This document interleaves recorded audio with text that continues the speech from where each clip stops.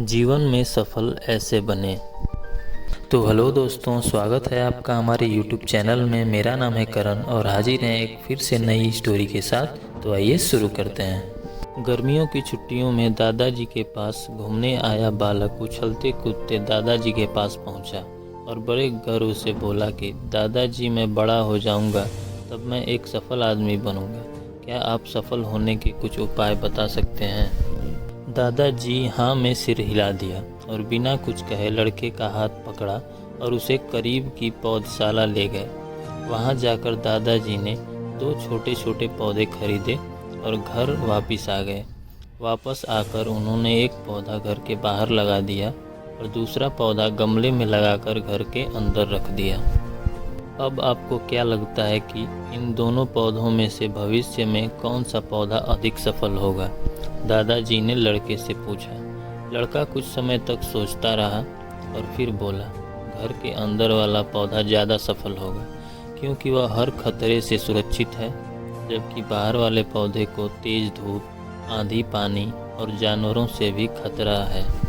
दादाजी बोले, चलो देखते हैं आगे क्या होता है, और वह अखबार उठाकर पढ़ने लगे। दादाजी दोनों पौधों पर ज़्यादा ध्यान देते रहे और समय बीतता गया। 3-4 साल बाद जब एक बार फिर वह लड़का अपने माता पिता के साथ गांव घूमने आया, तब अपने दादाजी को देखा और देखते ही बोला, दादाजी, पिछली बार मैंने आपसे सफल होने के कुछ उपाय मांगे थे, पर आपने तो कुछ भी नहीं बताया, पर इस बार आपको कुछ बताना ही होगा।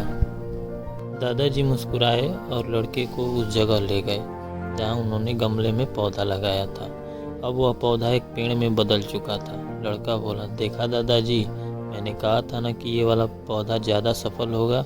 दादाजी ने बोला कि अरे पहले बाहर वाले पौधे का हाल तो देख लो। और ये कहते हुए दादाजी लड़के को बाहर ले गए। बाहर एक विशाल पेड़ गर्व से खड़ा था। उसकी शाखाएं दूर तक फैली हुई थीं और उसके छांव में खड़े राहगीर आराम से बातें कर रहे थे। अब दादाजी ने पूछा, बताओ कौन सा पौधा ज़्यादा सफल हुआ?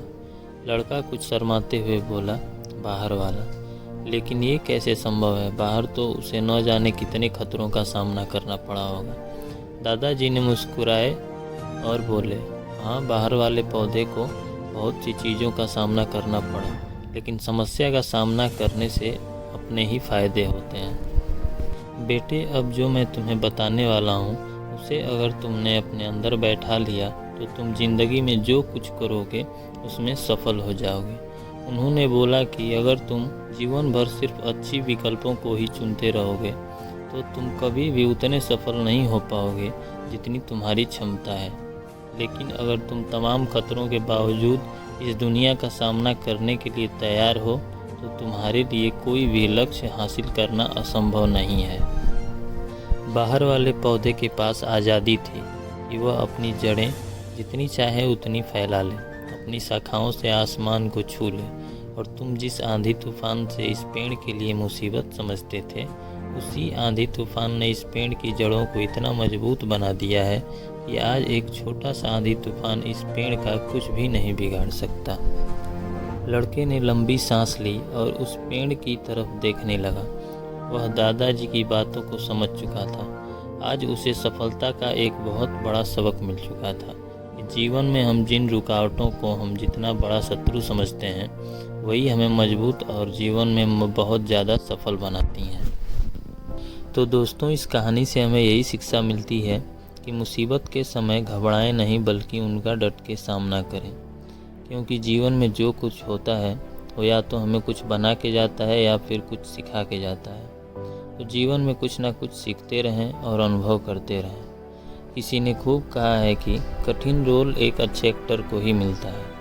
तो अगर आपको ये रोल मिला है तो पूरी ईमानदारी के साथ निभाइए और जीवन का अनुभव कीजिए।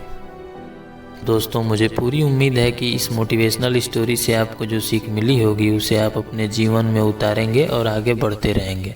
और ऐसी ही मोटिवेशनल स्टोरी सुनना पसंद है तो हमारे YouTube चैनल को सब्सक्राइब कर लें और वीडियो को लाइक कर दें और कमेंट में ज़रूर बताएं कि ये स्टोरी कैसी लगी। मिलते हैं आपसे किसी और वीडियो में एक नई स्टोरी के साथ। तब तक के लिए बाय बाय।